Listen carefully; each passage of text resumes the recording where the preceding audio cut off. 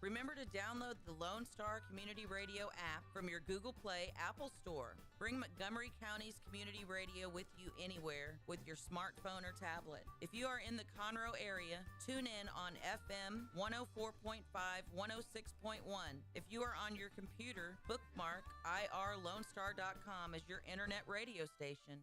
Lone Star Community Radio, broadcasting 24/7 from the heart of downtown Conroe, Texas. Thank you for listening to Lone Star Community Radio. This program was broadcasted and recorded live from the LSCR studios in downtown Conroe, Texas. Lone Star Community Radio is supported by listeners like you. Donate and sponsor today. For more information on getting involved with Lone Star Community Radio, contact us at lscrstudios@gmail.com or visit us online at www.irlonestar.com.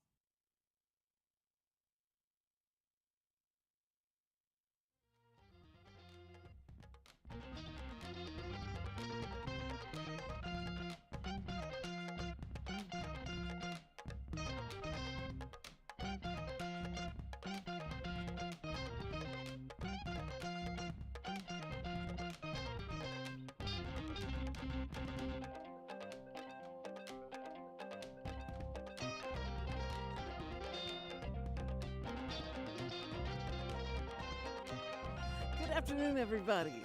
Thank you for joining us on the Cindy Cochran Show, along with the Richard Schischler, who is my sidekick. You mean your handler? Handler. No, that's only whenever I was. Oh, no, handler is what they use, in Hollywood. Yeah. Yeah. You're like the talent. Agent You're the talent. I'm the handler. Yeah. I got to make sure you use the right restroom and. I got to keep an eye on you. Go in the Okay, Cindy, who are you identifying with today? No, okay. I didn't mean it like that. I mean, you just kind of walk around, and then after like the third try, you're like, well, I'm just going to use this room. Yeah. I got to go. Yeah. There's some place to sit down. That's great. That's fine. No, that's terrible. He's kidding. We're kidding. We're kidding. We're kidding. Yay. No, that's one thing I love about you is as you age, you seem to be getting better as a person. Because most old people I deal with, Yeah. they're nuts. Like their logic out the window, and they don't care. No, they don't care. You don't care. They don't care. If you're not open, you should be open when they want to be open. Uh-huh. My favorite one this morning was I parked in a guy's parking spot. Oh dear, those are sacred. Yeah. Well, it's been an ongoing feud with them. Because it's the first spot in the parking lot. And if I get there early, I'm just going to park there or whatever. And it's not like it's a primo spot. Right. It's just like the first spot of the long line. And the long line goes to the end to the door. So, like, you're still going to have to walk to the door. You don't have handicap parking? We do. And he, was upset that I was parking there. He's like, that's my spot. And I was like, man, do I need to tell Dallas to redo your name? Because I didn't see your name on it. I'm so sorry. And now it's like an ongoing. I was like, right when he told me that, I'm going to park there every time now. Every time you're going to be there. It's just like, but the worst is at church. Why people get so upset? And I understand it because our family sits in the second to the row in the back. And we're mad. Well, see, what's so funny to me about people that way, because I run it, especially at the bowling alley with the old timers, is if it doesn't go their way, they're like, well, I'm just going to leave then. Because that's what that guy was like. I'm just going to leave. And I'm like, just because you can't park somewhere? And he's like, well, I mean, it's just, And then I look at him. I go, man, you must be married to someone really special. Because to put up with that. never lets him do a thing. And so this is only control. And then I met his wife, and she's like the sweetest woman. And I'm like. She is. Oh. Like, I don't get it. But he's a nice guy. But it's like those little things that set people off are always fun. And especially older people, they have less, I guess, throttle, or what's the word I'm looking for, patience with it. Well, like one lady today was mad that the coffee wasn't made, and it wasn't ready yet. And I remember, like, when I ever heard that, I look, because I treat them like crap, because I'm like, I bet you do. And I look at her, I'm like, Althea, we don't open till 11. I'll let you in early because y'all like to put on your shoes and y'all like to do all these things. Like, Yeah. So don't give the snack bar person a hard time because we're not open yet. Did she calm down? And she's like, well, the coffee's usually ready. I'm like, yeah, every morning's a little different. Mm-hmm. We got this person who's setting up the whole kitchen for you. Uh-huh. It's not 11 o'clock yet. Oh, yeah. I get on them. Play by the rules. Oh, well, no, it's Richard, just funny. you're so... Well, see, do you think that makes you take it out on every other person because you had someone who was pretty dominant and forceful with you? They were not effective at all, though. I think that was the main problem, was I never listened. Oh, the dominance didn't Yeah, it never took hold. Did you just let them think they were being dominant? No, I was just like, I told them if they're being silly, deal with it. Like because like one of my favorite arguments in the past was my past relationship with the Astros, and like the concept of baseball wasn't getting through to her. Oh, because one of my good friends and I, we kind of do a thing together. We cook and watch the baseball game, and if people know anything about baseball, there's like 100-something games a year. Yes. And so when I say, hey, I'm going to watch the game with so-and-so, you're welcome to come. We're going to be cooking food. It's going to be great. She's like, no, I don't want to go to the game. And then without fail, within 2 hours, like the first 2 hours of the game, hey, when are you coming home? And I'm like, hey, are the Astros done? and it's like, well, what do you mean? I was like, is the game over yet? Well, no, but it's like 8 o'clock. I'm like, yeah, game started at 7. Probably over around 9:30. But every single time. Every time? Every single time. You? Yeah, and she'd be upset she didn't understand. Yeah, how... I did, and I was like, you know how baseball works, right? Like you can watch the game. That's what I was gonna say. She can just like you can put it on the ticker, put it on your phone. You can know exactly when I'm going to get home. Yeah, yeah. You can track it. Did she have one of those Find My on you? Oh, at that time, yeah. She did. Oh yeah. Oh, I didn't care. I don't care. I'll share that with anybody. I'm like, yeah. It's not like I'm doing drug deals or something that I need to be shady about my whereabouts. But no, that was one of my favorite things. The same thing happened with when I worked at the bowling alley. Because even like my family gets that confused, and I'm like, how is this hard to remember? Like I'm not bowling tonight, like I'm working. So it's like it's not like I'm having fun. Yeah. But it's like, well, that's not it. It's just, and that's so egotistical of you to berate them about not, remembering when you were going to get off. Or when you weren't there. But it's every week. It's the same day. It's not like it's not sporadic. It's not random. It's like, hey, every Monday night, your mom, this is what I'm doing, and then misses you. No, it's like my other family members and stuff too. And I'm like, I'm not gonna be there. I even say I'm not gonna be there. I'm doing this. Uh-huh. And then they're like, I can't believe you missed like Mary Blythe's birthday because you wanted to go bowling. And I'm like, oh, that's I think you're bowling. I'm not bowling. Working. Well, do you not have that thing on your phone that you're going to be gone, you're going to be working there, and when they call, they get the message where you are? No, I said I can do everything. I can have a personal assistant to handle everything. Half the people I deal with don't care. You have a personal assistant? If I had one. Oh, if you had one. They still wouldn't care. They still try to get my phone number and bother me. Yeah. Happened last night with one of our hosts. I was about to go insane on them. One of your hosts? Oh, one of the hosts. I was like, dude, why are you talking to me right now? Oh, I'm so glad I didn't stop by. Oh, no. I know. It's like, well, it's just funny to me. It's like, because what upset me about that was I put out a message to all the hosts, and I know you weren't ever going to read it because you don't read anything I give you, but it basically just kind of reminded folks, like, hey, if you have anything with the show, email the station. You can call me afterwards, but email the station first. That way, like, I'm not your emergency contact if something goes wrong or if you forget something or anything like that. Did you have it all in caps? I put certain things. I go, first thing to do is to email the station. If I'm getting calls at 11 p.m., like I don't want to. I'm going to delete you. I'm going to block you. Yeah. I'm going to block you. I'll never be able to call you again. That's your punishment. Yeah. And like you're Miss Butt Dial. That is not. It's very true. Half the time you call me, it's a butt dial. But because how I know is because you texted me like within 3 hours before that. Yeah. And I know how you operate. You probably left the message screen open, and you try to put it in your pocket or something, and it calls me. Yeah. Except you have to know, I never. That will not fit in my. I know it's you. Jean pocket.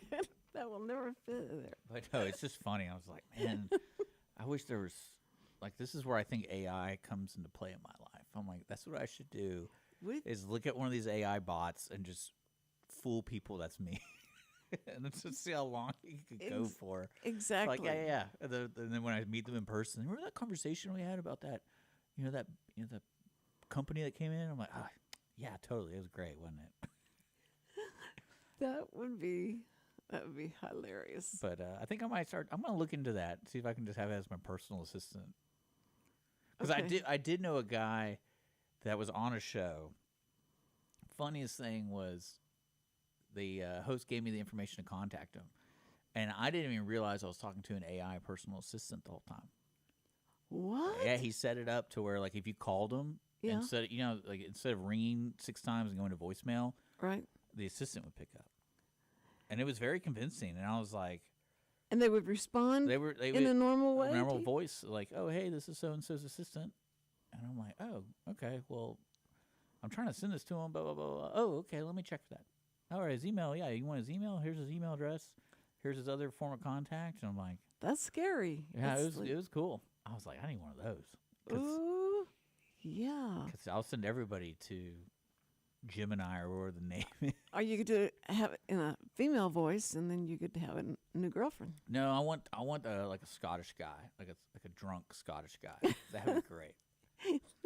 I finally. And I'd be like, I need him to care 50% of the time in the phone conversation. Like, he's always busy, like yelling at the dogs or something. I can't really talk to you right now. I can't do that's this. what you're supposed to be doing. That's what I'm paying you for. But yeah, that would be the wild card. That'd be great. My guy. But yeah, that's a real thing. I had an English guy one time came on. I don't know how I got him, but he came up and he started talking to me.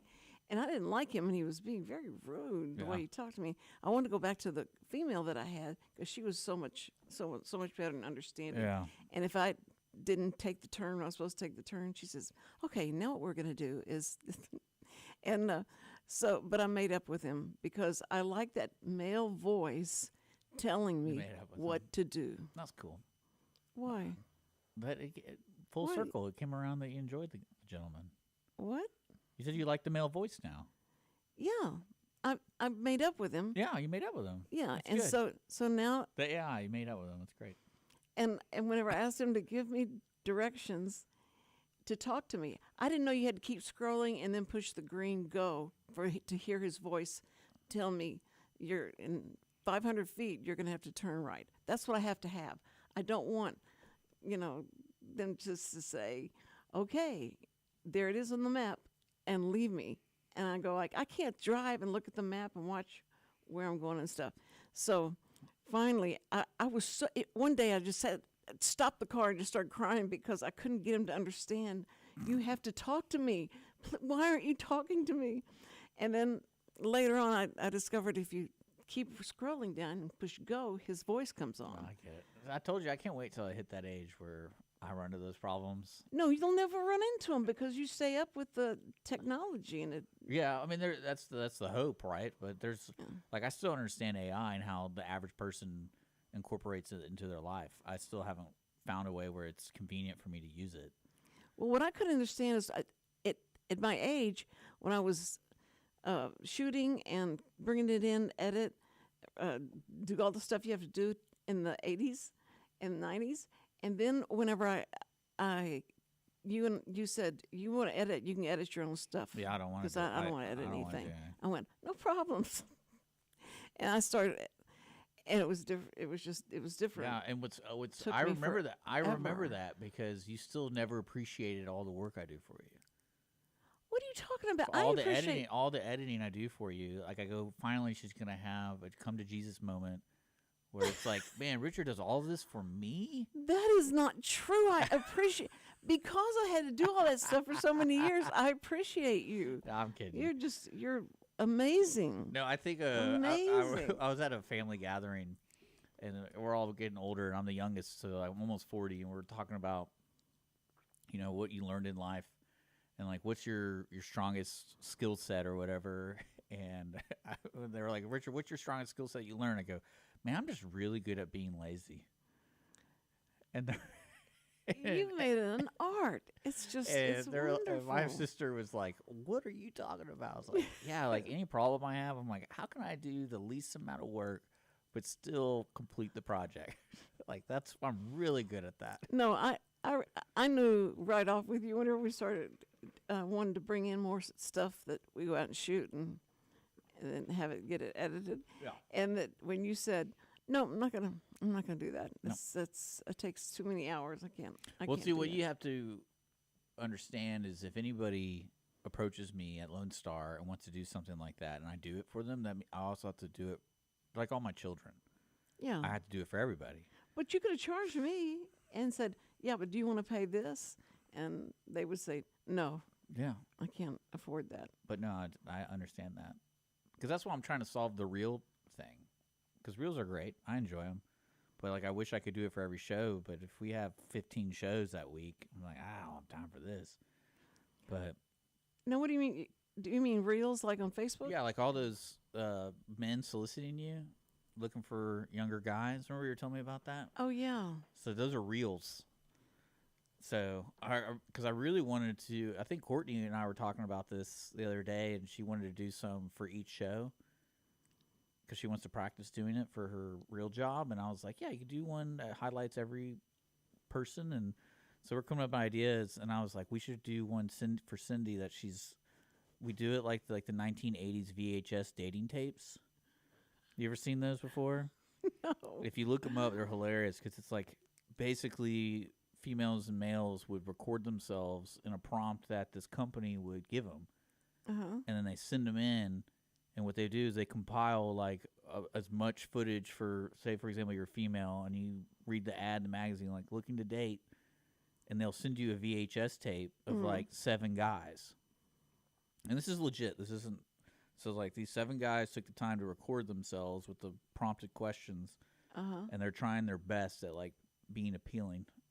Because they don't know what women are going to be watching. They have no idea. It's just it's like one of those old age technology services that was created. That's exactly what those guys are doing. So, and I was like, I think if we got Cindy dressed up and we do it like in the 1980s style, that'd be the funniest thing. Trying to get her to sell the audience to watch the Cindy Cochran show every Tuesday, Wednesday, Thursday. And I'm so excited. But I think that'd be a really funny reel. Because you can do that in 15 seconds, 20 seconds. That'd be good. I was laughing. I was like, Cindy would be great at that. See, and I thought you were going to start saying, we can have Johnny Carson finally introduce Cindy Cochran. Yeah. I remember when you sent me that. Yeah. And it was terrible quality. It is terrible quality, but it shows my age. It was 100 years ago. And now, ladies and gentlemen, and then I don't come out of the curtain. Yeah. Because the guy's holding me back, and he says, "Don't pull the curtain. You can't touch the curtain. Don't touch the curtain." Yeah. It's what I should do is when we go out in the public, I'll start filming you, and I'll get your moments, your senior moments. It'd be great. Oh, I thought you were something real sweet and nice. Because if you think about it, if I documented all your senior moments, it would just been. Oh, we could do like a Life Alert parody video. Oh, yeah. Where did I put that necklace? I can't get up. Yeah. Start trying and then to you're call. like, at least I had the Cindy Cochran show to watch while I'm on the floor waiting for a loved one to find me. Help me. Oh, man. Yeah. Yeah, that's exactly what we need. Yeah. I Okay. think you can do it. You're a good actress. You can sell it. Yeah. Oh yeah, it would be so fun. Yeah. Especially that always killed me is because Or we could do a reenactment of your Signing with Cindy show. We already tried with the music. We tried to. What was it? Sunshine on Your Shoulders. Yeah. Yeah, we could do that one. That'd be really boring. I like what was that upbeat one you did? You did like a jazzercise kind of.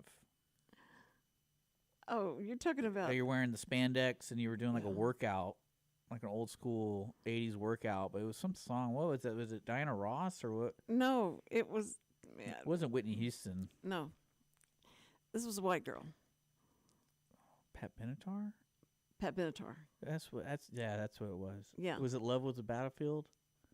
Or Love Is a Battlefield? No, it wasn't. It was. It was one of her songs. Whatever. We can find it. We'll have. Oh, that's gonna drive me crazy. Don't worry about it. It's like I'm doing a concert, and there's a bunch of kids and jumping up and down it like in a mosh pit, and they shoot that. They're going around. What does it? Oh, it's great. Oh, it's great. Oh man. But yeah, that's what I hope AI can help me with. But it's difficult. Benatar. It's difficult. But yeah, what else is But going maybe on? it was Pat Benatar. I remember it was an upbeat song, and it was funny to me because you were trying to sign while doing high kicks and your tube socks. I remember that, and you're wearing a sweatband. I was like, this is dedication right here, because I know you're just like, you want to be good at sign language. You're trying to teach people, Right. but then someone came up with the idea, hey, do you mind doing this dance number while you're signing? And we had a choreographer. Yeah, I know. And they had people behind. Well, you're not talking about. I forgot what. Well, you just look up signing with Cindy, you'll find it. Look up 80 songs, top 80 songs. Top. Yeah, you'll 19. figure it out. They'll figure it out. Well, can I call you in? I'll call it in and tell you what it was, whatever. I finally remember it. But it may be. I'm so excited. It was the Pointer Sisters, right? Yeah. Yeah.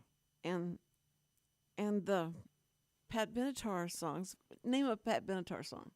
Love Is a Battlefield. But not that one. There's another one. Pat Benatar, top hit. Shadows of the Night, Heartbreaker, Hit Me With Your Best Shot. Hit Me With Your Best Shot. That was it. Oh, thank you. Yeah, it was Pat Benatar. Yeah. See, I have somewhat of a memory. But I wasn't doing high kicks. You're doing something bizarre. It was in a gym. Yeah. No, okay, now you're talking about extra, I'm in love. I Yeah. gotta thank my lucky stars above. Yeah. It was that's Barbara Streisand. Barbara Streisand was, and I could do that's what I tell people, because they thought I was singing the songs. If you lip synced it at that time in the '80s, early '80s, and you could lip sync it, they thought that was you singing it. Yeah. And Well, think about AI today. well, I would get mail from the fan mail that would say, "You are so amazing. You sound like everybody. You can do anybody." And I wouldn't write them back and say that wasn't me. Yeah. But it just was the lip syncing thing that people believed in at that time. Not anymore. I mean, they'd know it wasn't right. Vanilli, who was it? Vanilli, the twins. That Milli Vanilli. I think it was Milli Vanilli. Yeah, they messed up all the people just lip syncing and doing that. Now like a lot of shows would not allow lip syncing because they said no, you're gonna have to sing it yourself. Yeah. You can't do that. We don't do that. But it was stupid because, I mean, if they could lip sync good enough and it's their song, why couldn't they do that? And it would help. Yeah, people still do that now. Yeah. I imagine like that Taylor Swift concert had some help for her vocals.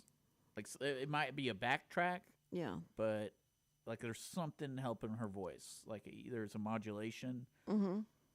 And the only reason I would be thinking that is every venue is different for acoustics.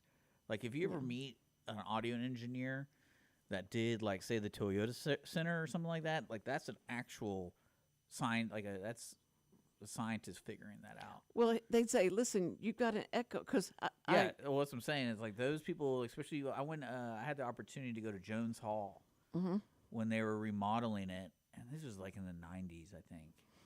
I was young, but my grandmother was really involved with the symphony and the opera, and so like I got to go there, and the guy was showing me how he was measuring each cone and how he designed it original concept, but how it changes every time they load up a cone, like a sound cone. And I'm sitting there. I go, you know what's really funny about this? And he's like, what? And I go, the average age of a person coming here is over the age of 60. So they're not going to have good hearing to begin with. So it's like this pristine live performance theater. And I'm like, they ain't going to care. Well, in the Dome, whenever I got a call and said, would you come and interpret the Star Spangled Banner? Because this is Deaf Month, and we wanted someone that we knew that people would know. So I said, okay, great. And just before I go out, they go, now we have to warn you that there's a big delay. Oh, yeah, huge. That you're going to hear. And so you've got to really pay attention of what you're doing, and it won't, so you won't get embarrassed. That's why you see most musicians, and also like stand-up comedians or anyone that's giving a speech will have monitors in their ear. Yeah. So they blocks that out, so they don't hear it. Because I went to go see James Taylor at the Toyota Center, and it was terrible. Because I've seen him live solo, like with like 100 people, and it was amazing. Yeah. But then when you go to the Toyota Center and you're not sitting anywhere close to it, it's just like, I'd rather just go in my car and put the record on. How old were you when you did that? Then I think I was like 29 when I went to see him. I saw him when I was like 24. And then I took my parents to see him at the Pavilion. Oh, you did? Yeah. Oh, that's and cool. then my mom, I was coming into town. My mom's like, I got tickets to the Toyota Center. And I was like, oh, dude, that's cool.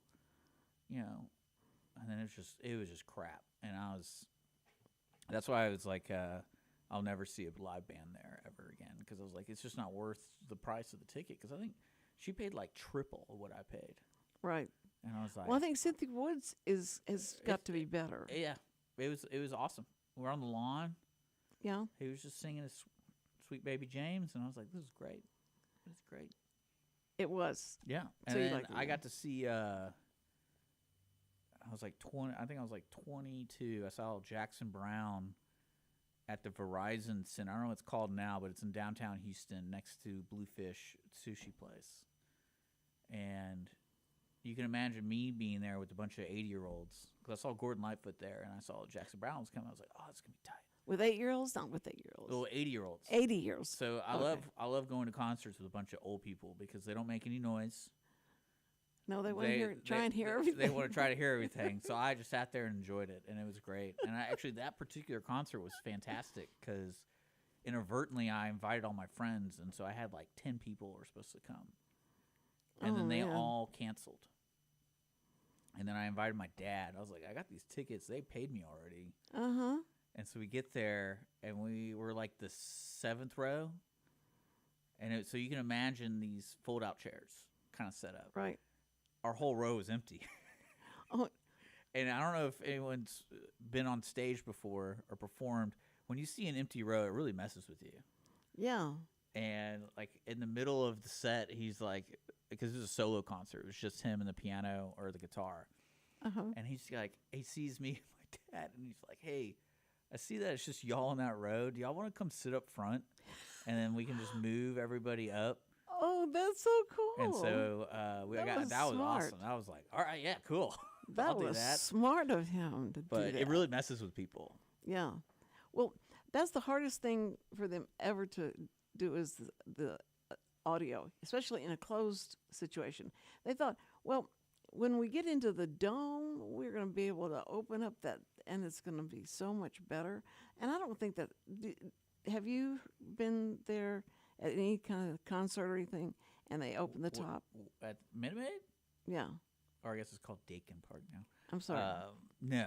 I've always been there for the Astros game. I've never been to I went to a job fair there one time to help out. It was with that Workforce Commission group. You remember them? They used to come in? Of course, yeah. And they're like, you need to come check this out. I'm like, all right, I'll come check it out. And is there beer there? No, there's no beer. I was like, okay, well, we'll figure it out. And then, but yeah, I got to walk the grounds. I was just walking around. I know. That was cool. But no, I never seen I wouldn't want to go to a concert there. That'd be terrible.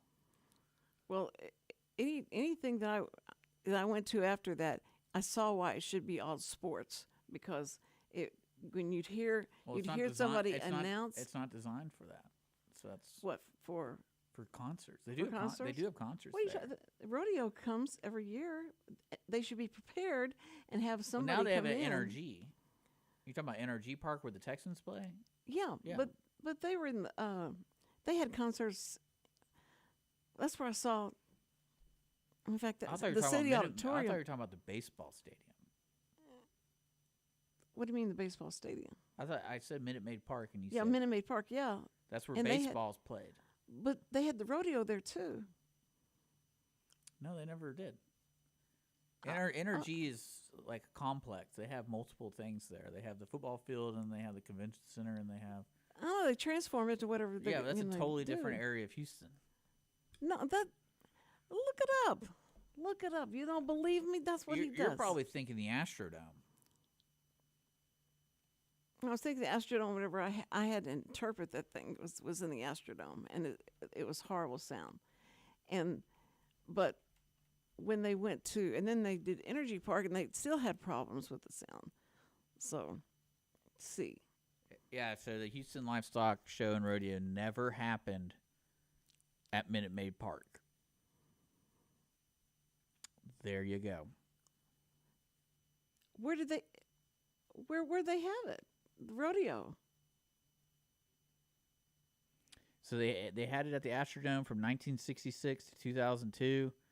And then when the Astros moved to Minute Maid, they still held it at the Astrodome until 1999. And then 3 years afterwards, NRG Stadium was completed. So NRG. But see, did they ever have concerts in Minute Maid? In the Astrodome? Yeah. At the Astrodome, yeah, of course. Yeah. Yeah. I thought you were saying that. Minute Maid and Astrodome are two separate things, right?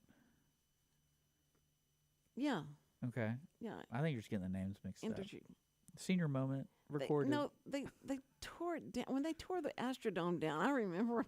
I remember when they wanted to. When you everybody was putting in names. What were you going to name the Minute Maid or Astrodome? No, the Astros. What were they going to be named? Oh, Colt 45s, baby. They were coming from the Colt 45s, and then. Yeah, I don't know why they didn't keep that name. I remember, was it? It's probably the gun. Was it a patent thing? No, it can't be the gun thing because they had like the Rangers and they had. Who else did they have that has anything? They have the Pirates. That's kind of. Yeah, but they're glorifying a gun, Colt 45s. Yeah, I think it's cool. No, I mean I like that name. It was a real strong name, and then they said they're going to name it the Astronauts. I went, the Astronauts, and then it went down to the Astros, and then went down to the Stros. So they've had a lot of different names. Well, I think my favorite one. A lot of people don't know this because when we're talking about the Astrodome's still there, right? There was I remember when it was being built. I wasn't alive then. Someone told me that the guy, it was either the architect or the owner, built a house in it. Like a full-on, 3-bedroom. I think it was. But you mean built houses in the Astrodome? Like there was a house inside the Astrodome. So like this normal Astrodome stadium. Yeah, probably was. And you go into a random gray door, and it's a house, like a old school house. I'll see if I can pull up some pictures for you. All right, yeah, here you go. I found it. Hoffines. So, it was called Hoffines Pavilion. Hoffines. Let's get this. Remember Hoffines Yeah, so Pavilion. he had this little terrace that overlooked the stadium, so you could watch the games. Right. And he had a full. Let's see, he even had a cigar room. And yeah, this dude was intense. And he has an office with, of course, if you have an office, you got to have tigers. Of course. Of course. Of course. He had a movie. He had a movie theater. Mm-hmm. And then he had a barber shop corner. This is inside the Astrodome. That's amazing. That I would do that if I was. See, Elon Musk is worried about too much crap in the world. I'm like, this is exactly what I would do. I would live even as a child, circus room. Look at this. He has a bowling alley. See, this guy's a man after my own heart. I love him. When you have this, look, that's pretty cool. A billiard room overlooking the stadium. It's overlooking the stadium. That's pretty cool. Oh, and a gun range. You guys could be looking this up if you want to. I'm showing it to him on. You're showing YouTube. it to him. Okay, yeah. so you're seeing it. See, that's what I like. People who have money. This is funny to me. Yeah. And it's like, that's just a power move. If you want to be a cool guy, like, oh, we can send stuff to space. I'm like, well, do you have a house in space? Mm-hmm. I got a house in the energy stadium. Because imagine, I mean, when that thing is not being used, how that would be scary to go through there and, walk through there, because it is so huge to us. We never seen anything that big before. Well, people don't know this. You know how the big huff and puff over at Trump's White House, where they destroyed that East Wing. Was it the East Wing they destroyed? For the ballroom. For the ballroom. Well, it's really my house. They're putting my house there. I'm just going to live there. I got nice. I got good security there. I got, I got the maid service. That's been done by so many presidents. Yeah. They tear down something and build something back up, and everybody didn't know how many people had already renovated. What's great about, if you look at these pictures, like every room's very unique. Yeah. And I now I'm inspired. If I ever have my own office and I ever have that kind of money where someone's building it for me, like a designer, Mm-hmm. I would like just make it look like I am the villain from The Man with a Golden Gun. Like, it has to be a villain type room. That's what. And I want the table in the middle to open up where it shows, like, Houston or like this area. And when people ask, "What's that for?" It's like, that's for world domination. That's because some of this stuff is ridiculous. In the Astrodome, did you ever go to the Astrodome? Yeah, all the time. The guy that hits the character has the mustache and the hat, and for the Astros. You mean if they hit it with the ball? No.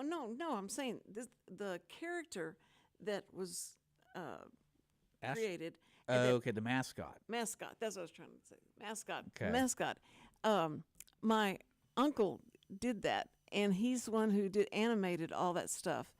And everybody in my family was so excited to have somebody like that in our family, and just brag on him because it was such a big deal.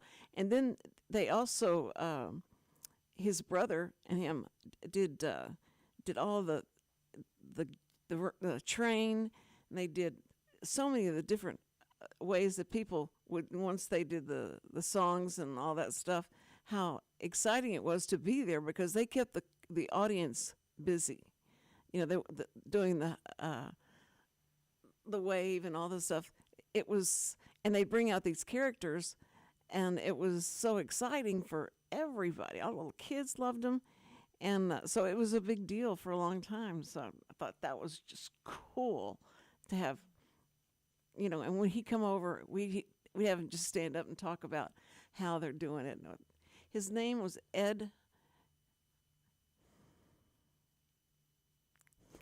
I don't know, but I'm reading more about this guy. Roy Hoffhines. Yeah, Hoffhines. He was the mayor of Houston. She's a county judge of Harris County. He was born in Beaumont, so he's a Texas dude.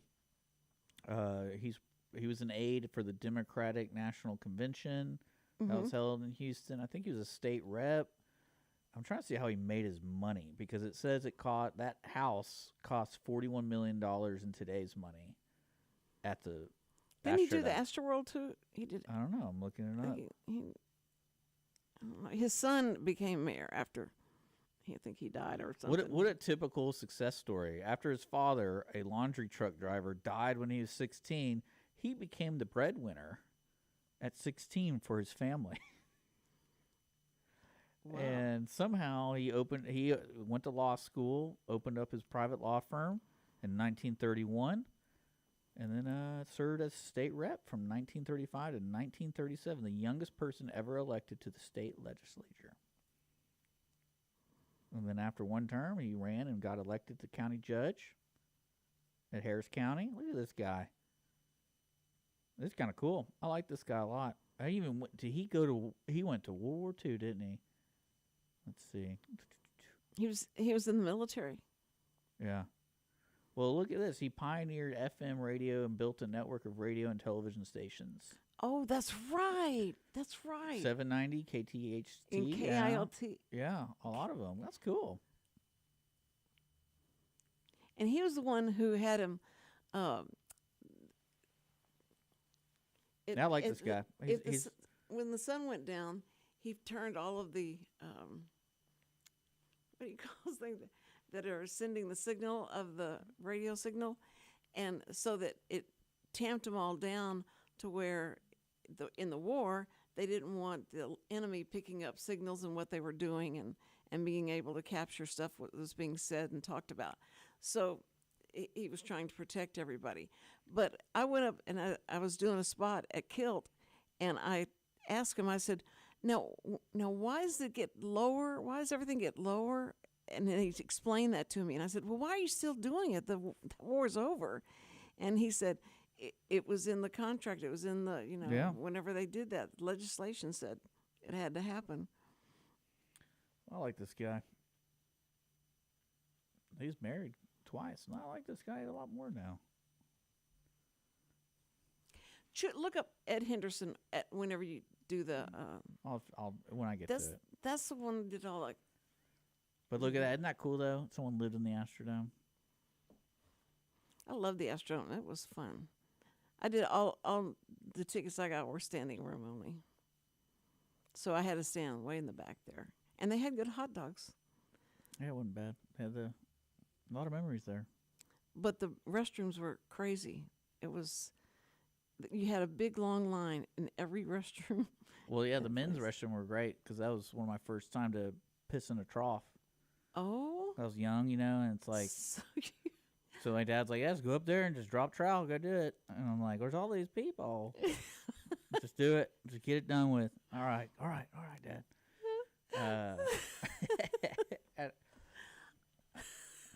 You know what I'm talking about? This long steel trough, and it's like everyone's just peeing everywhere. They have those at the pavilion still, and it always makes me laugh.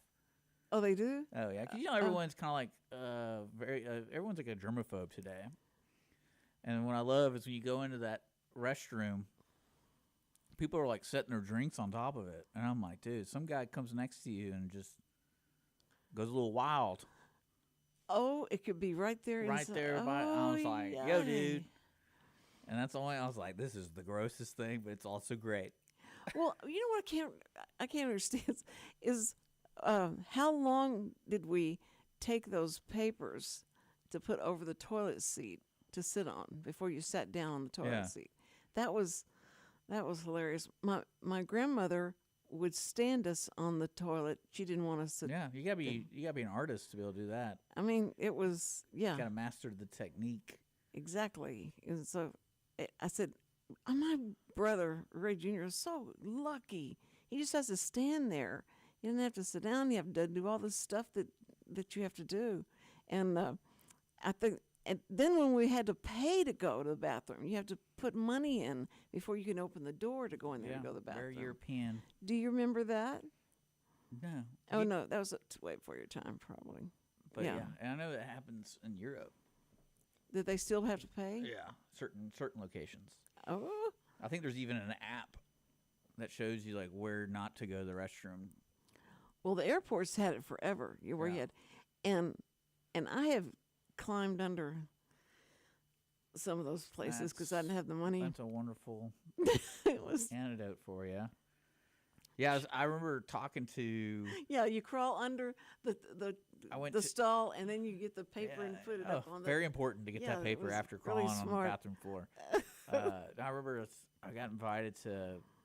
I think you ever been to the Pavilion recently? They have that whole wood forest building now. They have like a terrace that overlooks part of the pavilion, and it's their VIP club or whatever they call it. Have you seen that? I haven't been over there in a long time. They raised money for that, and they invited us out there, and I went over there. And I remember meeting the main dude it's a nonprofit. Mm-hmm. The whole thing is a nonprofit. I think it's a racket, but it's a nonprofit. And I remember talking to the guy about the restrooms, and I was always laughing because the restrooms are so nice there, and I was like, so somebody has to donate to make sure, like, for these restrooms to be updated because they still have the trough ones. And he's like, "Oh, that's something we're kind of looking at. It's a lot easy. It's a lot quicker for people." Wait, the trough. The trough, like the long like trough urinals. Yeah. It's a lot. He's like, it's a lot quicker for men to go to the restroom. If you Right. had individual urinals, it's like half speed. And I get it because you have all these people. Yeah, sure. And I remember talking to him, and I was like, "So if anyone came up and had a lot of money, could I donate it to make sure that's all you have? Is just troughs?" Like, you wanted the trough? well, I'm just art. because it's a nonprofit. I'm like, it's clearly outdated. I was always Right. wondering, like, oh, if somebody had a lot of money, like, I'll donate $1 million, but part of that stipulation is every restroom has a trough. You keep the troughs and let the urinals are just right next to each other, right? It just depends. Some of them have dividers, some don't. Some are working. Oh man. Yeah. Well, That was. I mean, it's funny because it's a mystery a lot of times as you're growing up because Yeah. you never get to go in and see what that looks like, and they try to describe it to you, and they say But that's funny. it's going to be That was so weird funny. looking. Last weekend, remember I was telling you we got to be going here pretty soon. But remember last weekend I was telling you I went out with my friend, and I go into the restroom. The place is busy because it's college football day. Well, somebody decided to go number 2 in the middle one and didn't, like, I guess as a claw. I don't really know. But my favorite thing about it is you could be sitting there and you don't tell anybody. So you have these guys going there and need to use the restroom, and they see that middle one totally open. It's like, oh yeah, and they open that door and they're like, "Wow!" Oh, it's in a stall. It's I in a thought it was stall. in Oh, the no, wrong that thing. would I be great. went, That would be yeah. that would be even better. But no, it was just like the reactions I got were great because it was just like, oh my god, like. And I told the guy there, I was like, hey man, like, I'm not your plumber, but something's going on in there, and I know you're not the plumber, but you might want to put a lock on it, or because people are losing their mind. And Yeah. Can you believe somebody would do this? It was great. And not even a courtesy flush. That has been so. See now, every time. when I saw it though, I got inspired for the gag. For what? For a gag, like you get like a Snickers bar or something, Oh, and and throw it in there. just let it. People go in there like, what the hell? Especially in the urinal, that would be even better. Oh my gosh!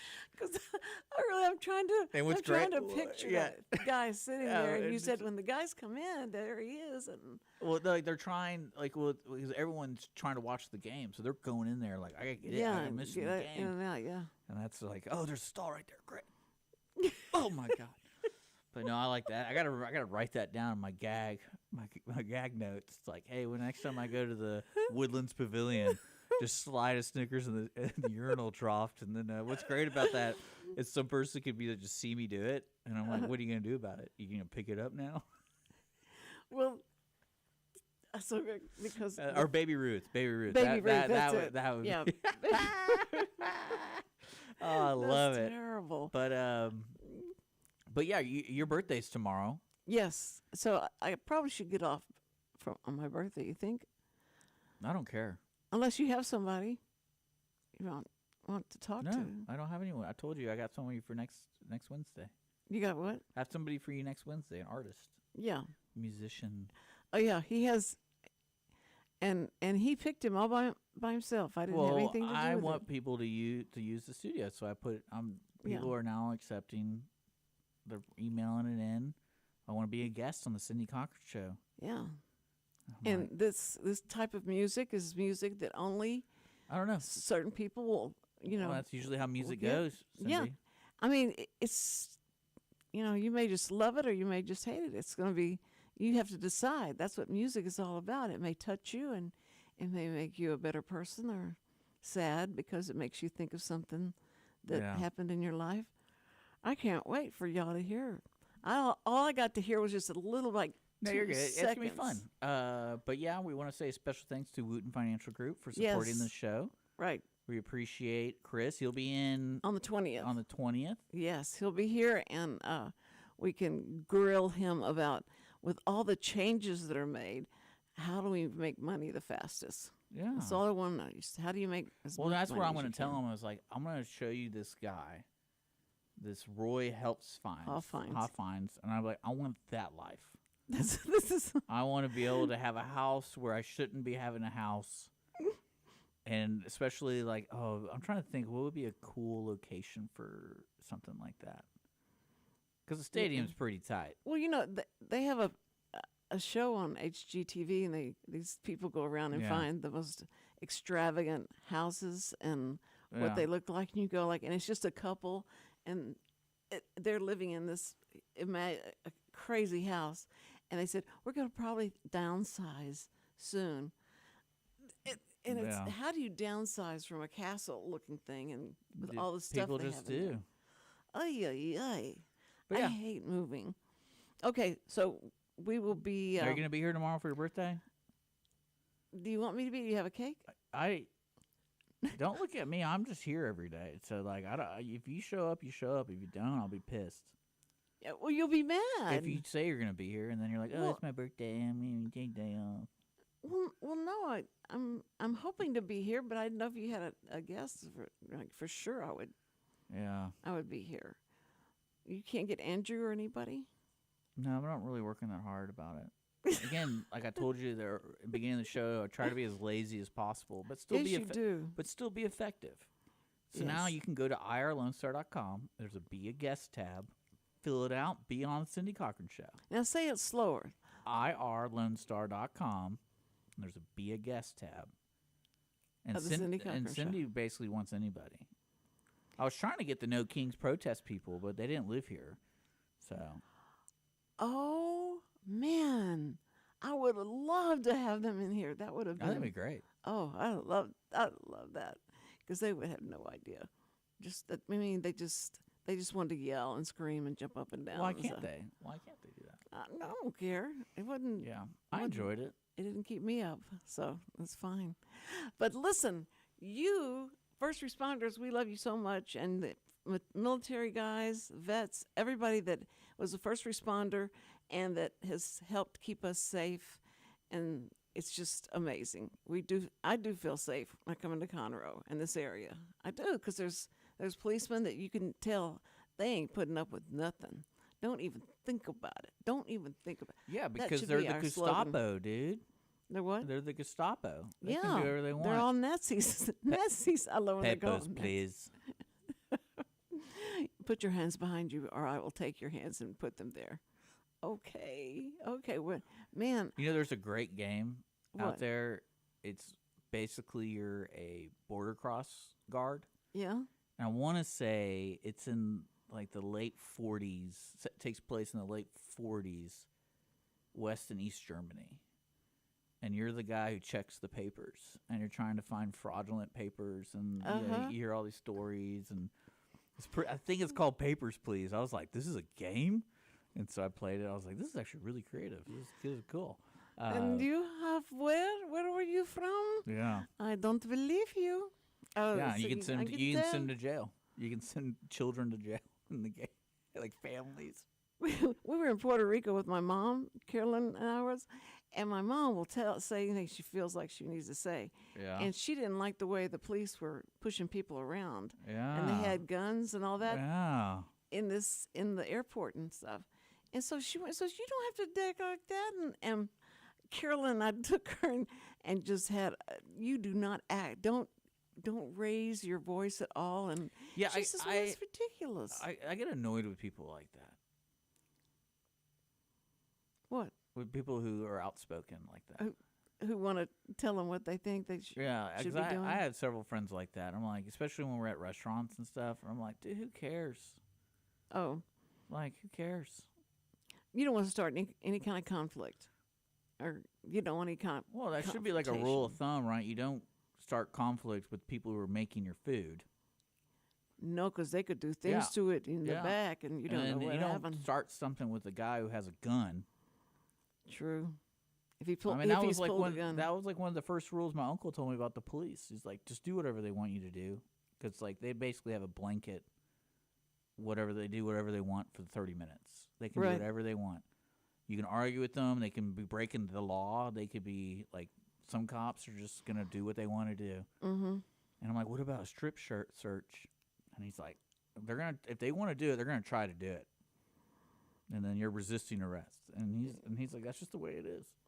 Well, that's what it's so funny because he said it in the nicest way possible, because most cops aren't just gonna strip search you, but if you watch cops you should know your rights, but it's also one of those things where, like, I always love those videos of people who are like, I'm not showing this guy my ID. Like that's against the law. And I'm sitting there going like, man, you would be the worst travel person to ever be with. Like, you're sitting here just show them your ID. It's not like we're going to jail unless you were having drugs on you or something. Everything that you can to be nice to them, because they and they just are looking for. I mean, they're so jacked up when they get after they chased you all down the street and stuff and thought you weren't stopping, and so they get out and you give them any kind of attitude, they're going to be all over you. That's fun. Stupid. I remember I felt shortchanged one time. I got pulled over, and it was in Houston, and it was a Sunday morning at like 5:30. It was one of those like Christmas morning or something. I spent the night with my grandparents, and I was driving back home, and I got pulled over going like a 70 it was like on the on-ramp. So it was technically 55 from the frontage road going onto the on-ramp, and I usually when I go on the on-ramp, I treat it like a Hot Wheel thing where you just little spinny wheels. I'm like, boom, I'm going. And I remember he just walks up, asks for my ID. Right in his hand was a printer, and he just goes, there you go. And I was like, I feel like there should be more of interaction there. Right. But okay, cool. I'm on my way. I don't get to walk a line or anything. Yeah, I was like, man, you didn't even like really go back to your car. You just kind of like, oh yeah, you're going 70 and a 55. Here you go. And I'm like, man, I was just right there on the on ramp, dog. You better pray that policemen never ask me to get out and walk a line and not be taken to jail afterwards, because there's no way right now I can't walk a straight line. I believe it. I've seen you walk. I know. But I'm doing better, though. I mean, I've seen you park. I've seen you drive. Yeah. Okay, shut up. All like right. I'm afraid to see you operate a lazy boy. How you figure that one out? You were so mean to me. All right, bye, Cindy. It's going to be my birthday. I'm going to be, how old am I going to be? I want to say 77. That's right. There you go. You're supposed to say 39 or something like that, and then go like, look, 77. 77. I can't believe you want me to lie. Huh? You want me to lie? Yeah. Okay. I believe in lies. That's okay. I think you're turning 80. Okay. All right, excuse me. I shouldn't have given you any more leeway. All right. Bye, Cindy. Okay. All right. Bye, everybody.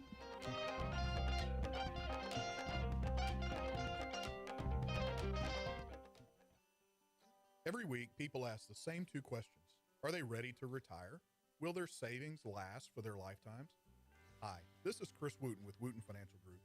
Our firm has been in Montgomery County for decades, but the hopes and dreams of the people we serve never change. We help answer these two questions and many more that people have about their uncertain financial future. We have a simple introductory client experience that allows us to get to know the client and includes a few meetings for the client to kick the tires at no charge. We provide a concise, one-page summary that helps the client get a better handle on which questions are the right questions for them. To learn more about Wootton Financial Group's process of helping their clients to a clearer financial future and to see their contact information, visit Cindy Cochran's show page on irlonestar.com/TCCS. Wootton Financial Group is a proud sponsor of the Cindy Cochran Show.